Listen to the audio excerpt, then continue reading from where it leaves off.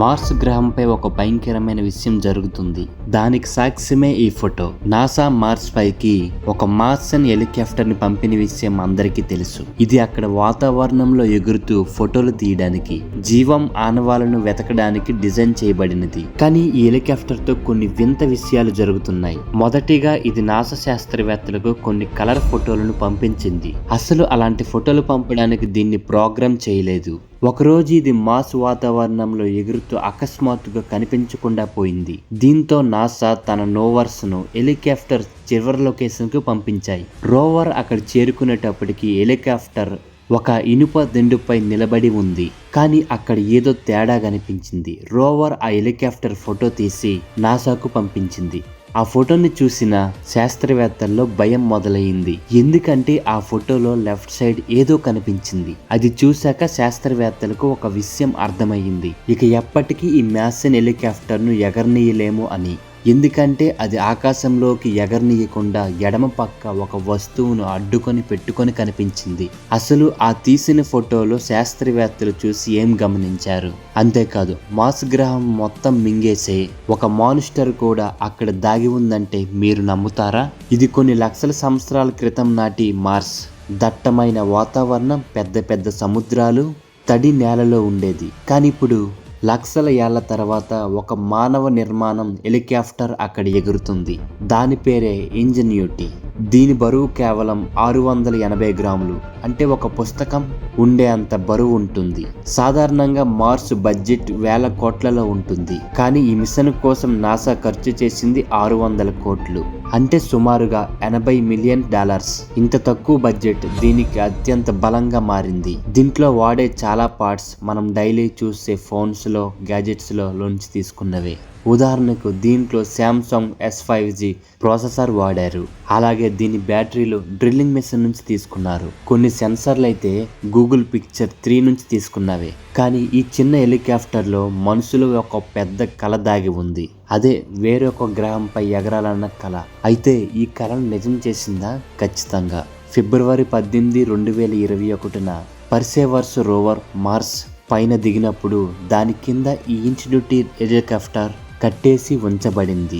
మొదట్లో NASA plan ఏంటంటే దీన్ని కేవలం 30 రోజులు మాత్రమే ఎగరనీయాలి. ఎందుకంటే స్మార్ట్ ఫోన్ నుంచి తీసుకున్న గ్యాజెట్స్తో తయారు చేయబడింది కాబట్టి మార్స్ యొక్క కఠినమైన వాతావరణాన్ని తట్టుకోలేదని వాళ్ళు భావించారు. కానీ ఇంజెన్యూటీ నాసా ఆలోచన విధానాన్ని తలకిందులు చేసింది. భూమితో పోలిస్తే 99% పలసగా ఉండే మార్స్ వాతావరణంలో మొదటి నెలలోనే 5 నుంచి 6 సార్లు గాల్లోకి ఎగిరి చరిత్రకెక్కింది. రైట్ బ్రదర్స్ బోయపై తన మొదటి విమానం చేసిన 120 ఏళ్ల తర్వాత మనిషి మరొకసారి తన గాలిని చీల్చుకుంటూ తన విమానాన్ని ఎగరేయగలిగాడు. ఆశ్చర్య విషయం ఏంటంటే నెల రోజుల పాటు వరుసగా ఎగిరినప్పటికీ దీనిలోని అన్ని పనికిరాలు దాదాపు క్షేమంగా ఉన్నాయి. కానీ ఈ హెలికాప్టర్ తన మొదటి ప్రయాణంలోనే చాలా వింతగా ప్రవర్తించడం మొదలుపెట్టింది. దాని ప్రోగ్రామింగ్ లో లేని వింత కొన్ని భయంకరమైన పనులు చేసింది. దాని పనితీరును చూసి నాసా చాలా సంతోషించింది. ఎందుకంటే $2.7 బిలియన్ ఖర్చుతో కూడిన పర్సూవర్స్ రోవర్ దీనంతా పని చేయలేదు. రోవర్ వెళ్ళలేని ఎత్తైన కొండలు, ఇసుకతో కూడిన ప్రాంతాల్లో కూడా చాలా సులభంగా దాటి చాలా దూరం వరకు వెళ్ళింది. అయితే ఒకరోజు ఇది మార్స్ పై ఉన్న జెజిరో పై ఎగురుతున్నప్పుడు ఒక వింత సంఘటన జరిగింది. అక్కడ దీనికి మార్స్ యొక్క మెరటర్ ఎదురైంది. అదే మార్సియస్ డస్ట్ మార్స్, అంటే ఒక భయంకరమైన దుమ్ము తుఫాను. రాక్షసుడు తన భయంకరమైన దుమ్ము తుఫానుతో మొత్తం గ్రహాన్ని మింగేయగలడు. మార్స్ పై వచ్చే తుఫాన్లు సాధారణంగా ఉండవు. ఒక్కసారి ఈ దుమ్ము మేఘాలు కమ్ముకుంటే సూర్యుడు కూడా కనిపించడు. దీనివల్ల మార్స్ ఉష్ణోగ్రత -85 డిగ్రీల నుంచి -120 డిగ్రీల వరకు పడిపోతుంది. ఈ విపరీతమైన చలి గాలిలో ఎగిరే సన్నని ఈ హెలికాప్టర్ మిషన్లని నాశనం చేస్తాయి. అలాగే సోలార్ ప్యానెల్స్ పై దుమ్ము పేరుకుపోతుంది. వాటికి సూర్యకాంతిని అందుకునే కెపాసిటీ తగ్గిపోతుంది. సరిగా సోల్ 312 రోజున ఇంజెన్యూటీ తన 19వ ప్రయాణానికి దగ్గరగా ఉన్నప్పుడు జెజిరో క్రియేటర్ దగ్గర ఒక భారీ దుమ్ము తుఫాను వస్తున్నట్లు మిషన్ కంట్రోల్కు సమాచారం ఇచ్చింది. వెంటనే అక్కడి నుంచి ఒక మూలన పార్క్ చేసి దాన్ని వదిలేశారు. తుఫాను దానికి హాని చేయకూడదని శాస్త్రవేత్తలు ప్రార్థించారు. ఆ తుఫాను సుమారు 6 రోజుల పాటు ఆగకుండా వచ్చింది. ఆ తుఫాను తగ్గిన వెంటనే ఇంజనీర్లు ఇండిస్ట్రీట్ ని కాంటాక్ట్ చేయడానికి సిగ్నల్స్ ని పంపించారు. కానీ అటువైపు కూడా ఎలాంటి స్పందన లేదు, కేవలం నిశ్శబ్దం మాత్రమే. చాలాసార్లు ప్రయత్నించినప్పటికీ నాసా శాస్త్రవేత్తలు ఇండిస్ట్రీట్ ని కనెక్ట్ అవ్వలేకపోయారు. దీంతో ఆ మాన్స్టర్ దీన్ని మింగేసిందనుకున్నారు. దీంతో వెంటనే నాసా టీం డేటాను విమర్శించడం మొదలుపెట్టింది. ఇది కేవలం కమ్యూనికేషన్ లోపమా, లేదా పవర్ సిస్టమ్ దెబ్బతిన్నదా, లేదా హెలికాప్టర్ మొత్తం షట్ డౌన్ అయిపోయిందా? అయితే నాసాకు ఆ హెలికాప్టర్ను కాంటాక్ట్ చేయడానికి ఒకే ఒక్క దిశ ఉంది. అయితే దానిలో ఉన్న ఆటోమేటిక్ క్లాక్, దీనిలో ఒక చిన్న అలారం అమర్చబడి ఉంటుంది. ఇది ప్రతి ఉదయం బ్యాకప్ బ్యాటరీతో ఇన్స్టిట్యూట్ ని ఆన్ చేస్తుంది. ఆ సమయంలో నాసాకి దాని నుంచి ఎటువంటి సిగ్నల్స్, ఎటువంటి డేటా అందకపోతే బ్యాటరీని ఆదా చేయడానికి దానంతట అదే సైలెన్స్ మూడ్లోకి వెళ్ళిపోతుంది. అంటే ఆ దుమ్ము తుఫాను వల్ల శాశ్వత డ్యామేజ్ జరగకపోతే తన బ్యాటరీని కాపాడుకోవడానికి హెలికాప్టర్ స్లీప్ మూడ్లోకి వెళ్ళుంటుందని శాస్త్రవేత్తలు ఊహించారు. నాసా అంచనా ప్రకారం ఉదయం 9 గంటలకి అది స్లీప్ మోడ్ నుంచి బయటకు వచ్చి ఆన్ అవుతుంది. కానీ వరుసగా కొన్ని సమయాల్లో సిగ్నల్స్ పంపించినప్పటికీ అటువైపు నుంచి ఎలాంటి స్పందన లేదు. మొదట్లో శాస్త్రవేత్తలు ఇండిస్ట్యూట్ పూర్తిగా ఇసుకలో కూరుకుపోయి పూర్తిగా పాడైపోయింది అనుకున్నారు. అయినా సరే కొన్ని సమయాల్లో సిగ్నల్స్ పంపించాలనేసి నిర్ణయించుకున్నారు. సరిగ్గా ఉదయం 11:45 నాసా సిగ్నల్స్ పంపించినప్పుడు ఒక అద్భుతం జరిగింది. హెలికాప్టర్ నుంచి సిగ్నల్స్ వచ్చింది. అంటే ఇండిస్ట్యూట్ ఇంకా బ్రతికే ఉంది. కానీ దాని పరిస్థితి అస్సలు బాగోలేదు.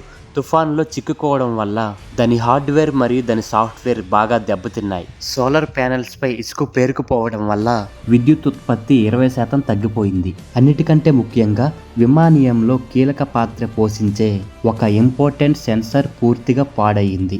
దీనివల్ల అది మళ్ళీ మార్స్ వాతావరణంలో ఎగరలేకపోవచ్చు. ఇదే మన మాస్ హెలికాప్టర్ అంతమని మీకు అనిపించవచ్చు. కానీ ఈ హెలికాప్టర్ అంతమనేది తన మొదట్లో తీసిన కొన్ని ఫోటోలోనే రాసి ఉంది. మాస్ పై వచ్చిన ఆ తుఫాను కేవలం శవపేటికి మాత్రమే. ఆగస్టు 5, 2012 నాసా నుంచి బయలుదేరిన ఒక యువనౌక ఈ ఎర్రగ్రహం వాతావరణంలోకి ప్రవేశించింది. ఆ సమయంలో ఆ యువనౌక వేగం గంటకు 19,000 కిలోమీటర్లు. అంతటి వేగంతో మార్స్ యొక్క గాలిని ఢీకొట్టగానే నౌక యొక్క బయటి పొరలు మంటల్లా మెరవడం మొదలైంది. దాని హీట్ షీల్డ్ ఉష్ణోగ్రత ఏకంగా 1600 డిగ్రీలకు చేరుకుంది. శాస్త్రవేత్తలు ఈ సమయాన్ని EDL అంటే ఎంట్రీ, డీసెంట్ అండ్ ల్యాండింగ్ అని ఇలా పిలుస్తారు. ఏ మార్స్ మిషన్ భవిష్యత్తు అయినా ఇక్కడే నిర్ణయించబడుతుంది. ఎందుకంటే ఈ సమయంలో చిన్న క్యాలిక్యులేషన్ తప్పు జరిగినా మొత్తం మిషన్ ప్రమాదంలో పడుతుంది. పర్సెవర్ రోవర్స్ తో పాటు ఇంతటి ప్రయాణాన్ని దాటుకొని ఇండిస్ట్యూట్ మార్స్ ఉపరితలంపై అడుగుపెట్టింది. ల్యాండ్ అయిన తర్వాత అది మొదటిసారి తీసిన బ్లాక్ అండ్ వైట్ ఫోటోలను పంపింది. కానీ విమానం ఎగిరిన 54 నిమిషాలకి ఒక వింత జరిగింది. వరుసగా బ్లాక్ అండ్ వైట్ ఫోటోలు పంపుతున్న ఇండిస్ట్యూట్ అకస్మాత్తుగా ఒక కలర్ ఫోటోను పంపింది. నిజానికి హెలికాప్టర్ మాస్ పైన బ్లాక్ అండ్ వైట్ ఫోటోలు మాత్రమే తీయగలదు. కలర్ ఫోటో తీసినట్లు రెడీ చేయలేదు. కానీ ఆ ఫోటో సాధారణమైనది కాదు. ఆ ఫోటోలో ఏదో భయపెట్టే విషయం ఉంది. దాన్ని సరిగ్గా అర్థం చేసుకోవాలంటే అసలు ఈ హెలికాప్టర్ ఎలా పనిచేస్తుందో తెలుసుకోవాలి. మార్స్ పైన హెలికాప్టర్ ఎగరవేయడం మనం అనుకున్నంత సులువు కాదు. భూమికి మార్స్కి దూరం చాలా ఎక్కువ. ఒక సిగ్నల్ వెళ్ళడానికి కనీసం 6 నిమిషాలు పడుతుంది. అందుకే భూమి నుంచి దీనికి డైరెక్ట్గా కంట్రోల్ చేయడం అసాధ్యం. అది తనకు తానే ఎగరాలి. అందుకోసం ఇంజనీర్లు ముందుగానే దానికి విమాన మార్గాన్ని ఇంజెక్ట్ చేసి పెడతారు. దాని సెన్సార్స్ ఆ దారిని మాత్రమే ఫాలో అవుతాయి. ఇక్కడ ఒక సమస్య ఉంది. భూమి మీద అయితే ఆటోమేటిక్గా కార్లు, డ్రోన్లు తిరగడానికి లొకేషన్ని యూజ్ చేస్తాం. కానీ అలా చేయడానికి మార్స్ చుట్టూ 24 శాటిలైట్లు కావాలి. అక్కడ ఉన్నవి కేవలం 7 మాత్రమే. అంటే అక్కడ GPS పనిచేయదు.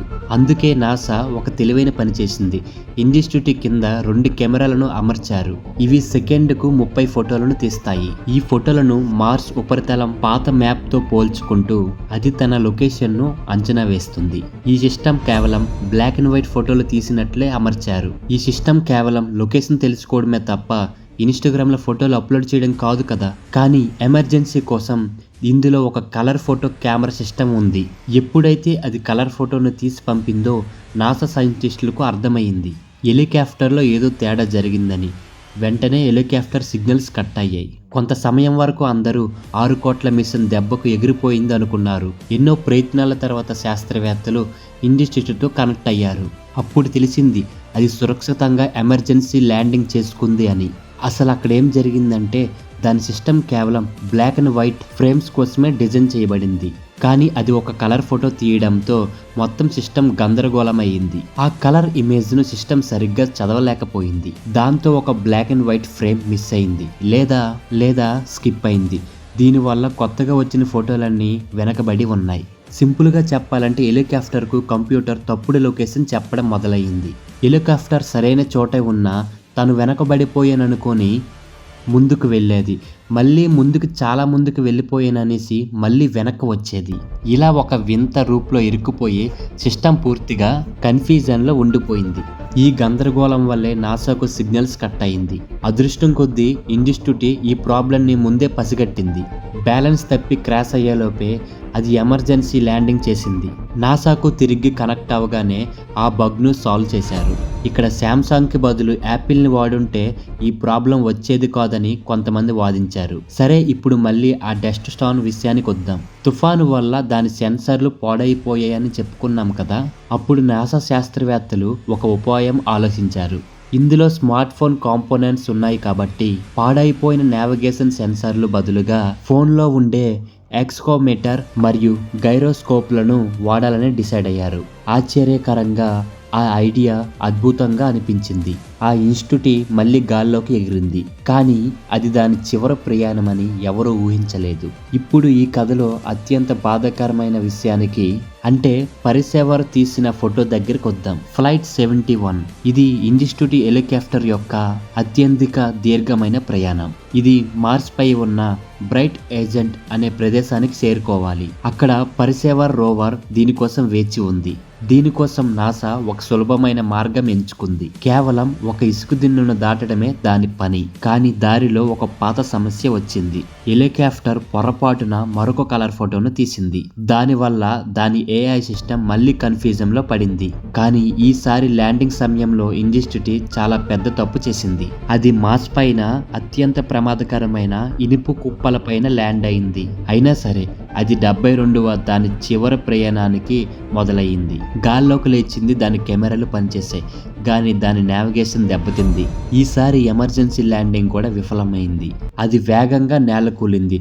వెంటనే నాసాతో సంబంధం కట్ అయింది. నాసా శాస్త్రవేత్తలు కనెక్షన్ కోసం ఎంత ప్రయత్నించినా కనెక్ట్ అవ్వలేదు. చివరికి చేసేది లేక పరిసేవర్ రోవర్ను ఆ హెలికాప్టర్ దగ్గరికి పంపించారు. రోవర్ అక్కడికి చేరుకుని చూసేసరికి ఇన్స్టిట్యూట్ ఒక ఇసుక దిబ్బపై నిలబడింది. కానీ దాని ఎడమ వైపు ఏదో కనిపించింది. అవి కార్బన్ ఫైబర్తో తయారైన దాని రెక్కలు.